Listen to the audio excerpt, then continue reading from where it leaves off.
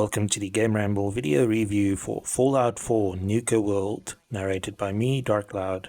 As always, the full text version of this review can be found on the GAMERamble website linked below. The TLDR is that for the 6th and final Fallout 4 DLC, players are invited to embrace their inner raider and help some gangs take over a pre-war amusement park. Nuka-World is a massive place with plenty of interesting location and a ton of things to do, but the story is very thin on the ground compared to Far Harbor. This is sure to divide players, as many will love the diverse environments and unique locations, while others will find the endless killing and searching for hidden items a chore. Nuka-World also offers much fewer role-playing elements, which could leave players who prefer playing as a virtuous character feeling a bit shortchanged. We enjoyed our tour of the park though, even if it is a bit of a bittersweet farewell to Fallout 4.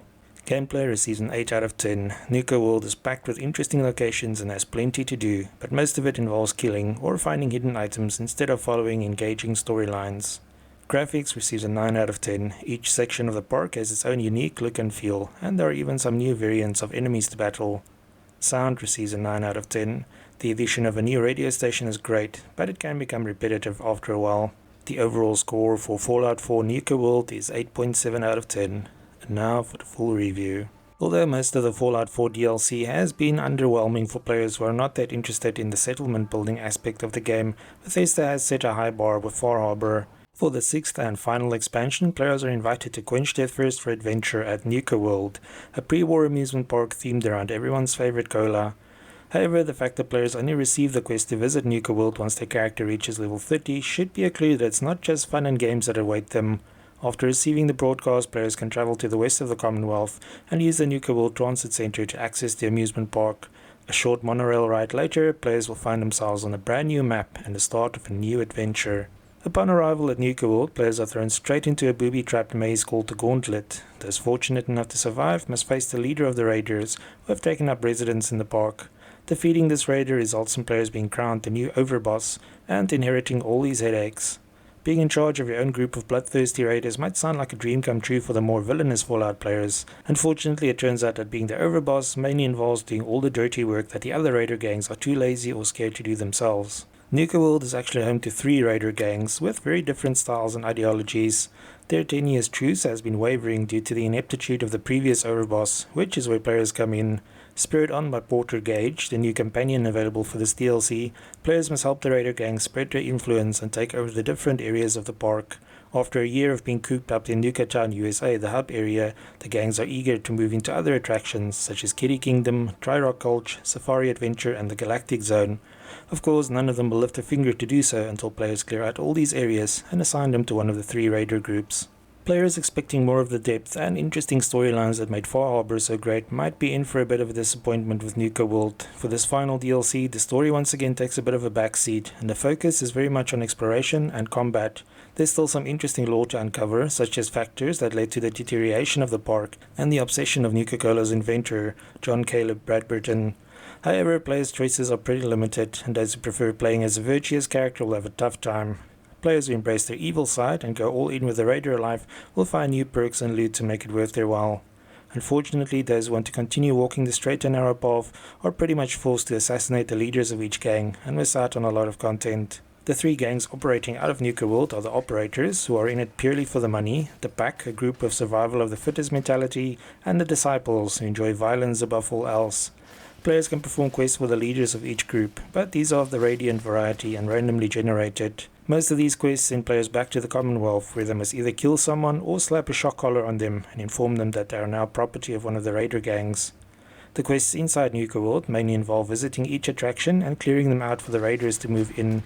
For example, Kitty Kingdom is infested with feral ghouls, Dry Rock Gulch has a bloodworm problem, and Safari Adventure is home to a new species of death claws called gator claws. One of our favorites is Galactic Zone with its space theme and army of Nuka-Tron robots, but the Safari Zone with its stars and stand-in Ceto is also very neat. Since the park is massive, there are also a few interesting places to find outside the attractions, such as the spooky Grantchester Mansion, the Nuka-World Scrapyard, and the Nuka-Cola bottling plant with its mutated Mirelurks. We also ran into a group called the Hubologists, lurking on the outskirts of the park, who have their own weird UFO-based religion.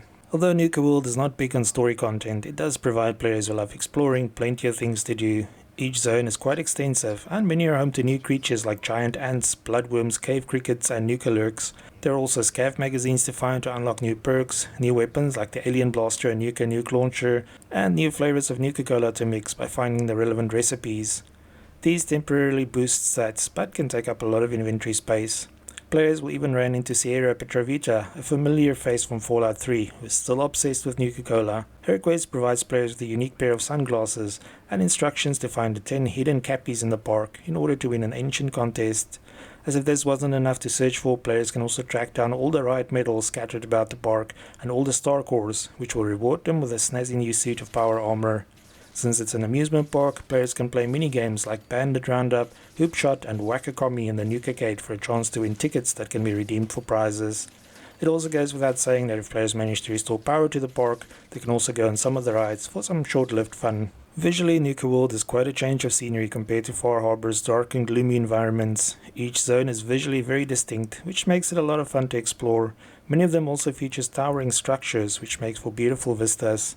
Unlike Far Harbor, Nuka-World features a new radio station, operated by a DJ named Red Eye. In addition to telling some amusingly far-fetched stories, Red Eye is also the first Fallout DJ to perform all the musical tracks on the radio himself on his acoustic guitar. Nuka-World has a lot to see and do, but it's also far less story-based than Far Harbor. The new map is large and fun to explore, which is also highly encouraged by the number of quests that involve searching for things. Gage is a competent but unremarkable companion who can also be romanced if players wish. His companion perk grants players 5% more XP per kill and increases their damage resistance, which is helpful. As mentioned earlier, the game doesn't provide players with a lot of options to be the good guy, but those who like walking on the dark side will have a lot of fun. In fact, it's even possible to undo all the good work you've done in the Commonwealth by establishing raider camps there. Doing so will burn all your bridges with Preston Garvey, but it can be cathartic to kick out settlers and replace them with raiders after hours spent catering to their needs in the main game. Unfortunately, raiders have their own whims and hate farming, so players must extort nearby settlements to take care of their food and water needs. The payoff is some free loot and unique raider-themed decorations to spruce things up. Overall, we enjoyed our time in Nuka-World, but can see how it might not appeal as much to players who expect more of the story-heavy content found in Far Harbor. For players who spend all their time in Fallout being as noble as possible, it can also be jarring having to become the overboss of a bunch of bloodthirsty raiders.